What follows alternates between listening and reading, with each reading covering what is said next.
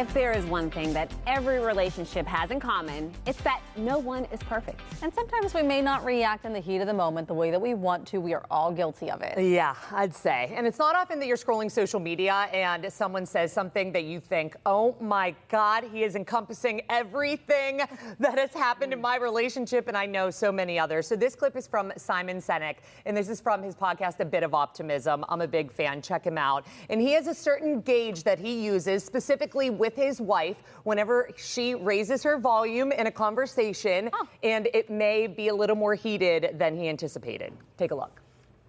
Rule we have at work that I absolutely love, and it's incredibly true, which is if the response is above a 5, it's about something else. Gosh, I love that.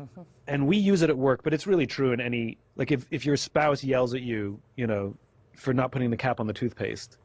I've told you 100 times! You know? Not about the It's toothpaste. not about the toothpaste. And the problem is we don't listen to the volume, we listen to the words. And then we get That like, is what's the big deal? It's just the a cap one on the thing that I want everyone to take from this. We are simply listening to the volume. We are not at all listening to what the person is saying. Yeah. And whenever someone's response, specifically your spouse, and again, I feel this a lot when it comes to parenting, whenever the response does not warrant the volume that you're getting, you have to know as a person. And I know this is hard. I don't want to say by any means that it's easy to recognize, but it is something that you need to take a step back and say, it's not the toothpaste. Can it sometimes be the toothpaste, though? Yes. Because sometimes it is the toothpaste. Put it on. But I think that if it is a repeated thing about one thing in particular, after a while the volume goes up because you don't feel heard, and that is the bigger issue. Absolutely. But it can start with the toothpaste. It can start with the thing. Absolutely. And just morph into something else. Yeah. But I feel as though so often, especially in a home life, it can snowball so fast. Yeah. When we say things can build up, we don't mean over your lifetime. This could be one simple Sunday night when you're trying to get everyone ready for the upcoming week. And I'm maybe using that example because it happens to me every Sunday night. You're finishing laundry, you're making sure the pantry's stacked, you're making sure the Chromebooks are charged and everyone's good to go.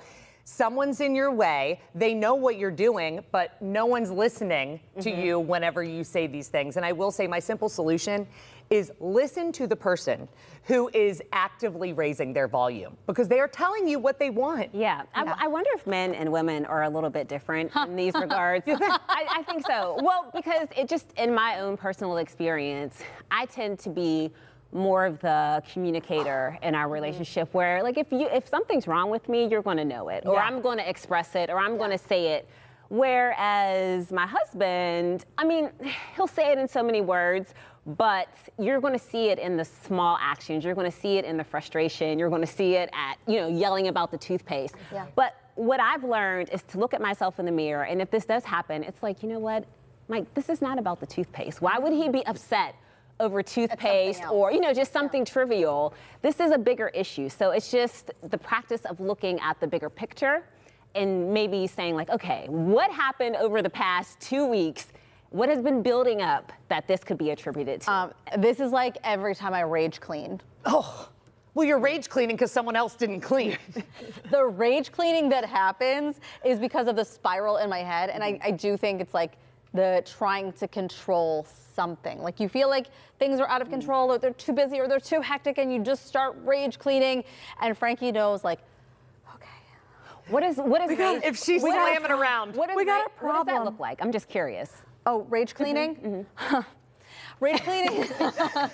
Rage cleaning is when you run around the house cleaning the entirety of the house, but you're mad while It's you're aggressive doing cleaning. It. Yes. There's a huff and a puff. There's huffing and puffing all over. You're going from the kitchen to the dining room to the playroom, and you're just like, I guess we're just going to leave this out again. Oh, good. Okay, we're not going to do this? Great. Fantastic. I'll do it.